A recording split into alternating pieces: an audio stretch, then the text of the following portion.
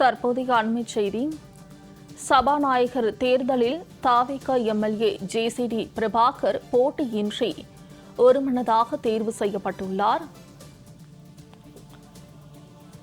சபாநாயகர் தேர்தலில் தாவேகா MLA JCD Prabhakar போட்டியின்றி ஒருமனதாக தேர்வு செய்யப்பட்டுள்ளார். இதுகுறித்த கூடுதல் விவரங்களை செய்தியாளர் நித்யானந்தன் வழங்க கேட்கலாம். நித்யானந்தன், இது குறித்த விவரங்களை பதிவு செய்யலாம்.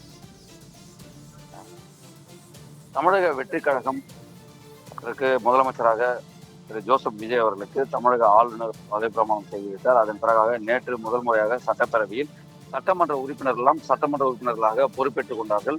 அதன் பிறகாக இன்று சட்டப்பேரவை மீண்டும் கூடுகிறது. இந்த கூட்டம் என்பது மிக முக்கியமாக சபாநாயகர் மற்றும் துணை சபாநாயகர் தேர்வுக்காக கூடுகிறது. நேற்றைய தினத்தில் சட்டப்பேரவையுடைய செயலாளர் சீனிவாசனிடம் யார் யார் இதில் போட்டியிடுகிறார்களோ அவரெல்லாம் மனு தாக்கல் செய்யலாம் என்று கூறப்பட்டிருந்த நிலையில் நேற்று தமிழக வெற்றிக் கழகத்தை தவிர்த்து மீதியும் இருக்கக்கூடிய எந்த ஒரு அரசியல் கட்சியினரும் அதற்காக சபாநாயகருக்கோ துணை சபாநாயகருக்கோ போட்டியிடவில்லை. ஆகவே போட்டியின்றி ஜேசிடி பிரபாகரன் அதில் தேர்வாகி இருக்கிறார். ஆகவே அதன் அடிப்படை பேரவைத் தலைவர் தேர்தலாகும். இப்பதவிக்கான வேட்புமனு தாள் சட்டமன்ற பேரவை முதன்மை செயலாளரிடம் சேர்க்கப்பட்டுள்ளது.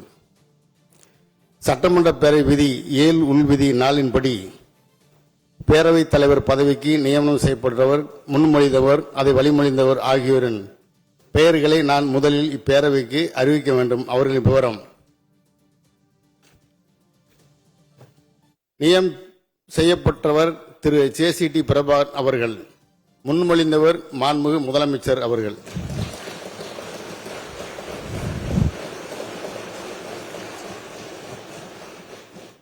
வழிமொழிந்தவர் மாண்புமிகு அமைச்சர் என் ஆனந்த் அவர்கள்.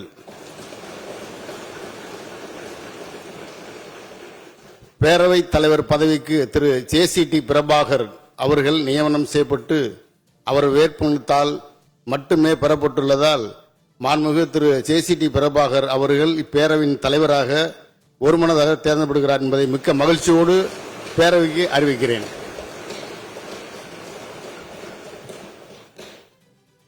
மாண்புமிகு பேரவைத் தலைவராக பேரவையால் ஒருமனதாக தேர்ந்தெடுக்கப்பட்டுள்ள திரு ஜேசிடி பிரபாகர் அவர்களுக்கு என்னுடைய வாழ்த்துக்களை தெரிவித்துக் கொள்கிறேன்.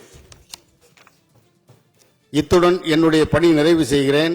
அடுத்து தேர்ந்தெடுக்கப்பட்டுள்ள மாண்புமிகு பேரவையின் தலைவர் அவர்கள் மரபுப்படி அவரது இருக்கையில் அமர செய்தல் வேண்டும். எனவே மாண்புமிகு பேரவைத் தலைவர் அவர்களை மாண்புமிகு பேரவை முன்னவர் அவர்களும் மாண்புமிகு எதிர்க்கட்சி தலைவர் அவர்களும் அழைத்து வந்து பேரவைத் தலைவர் இருக்கையில் அமர செய்யும்படி கேட்டுக்கொள்கிறேன்.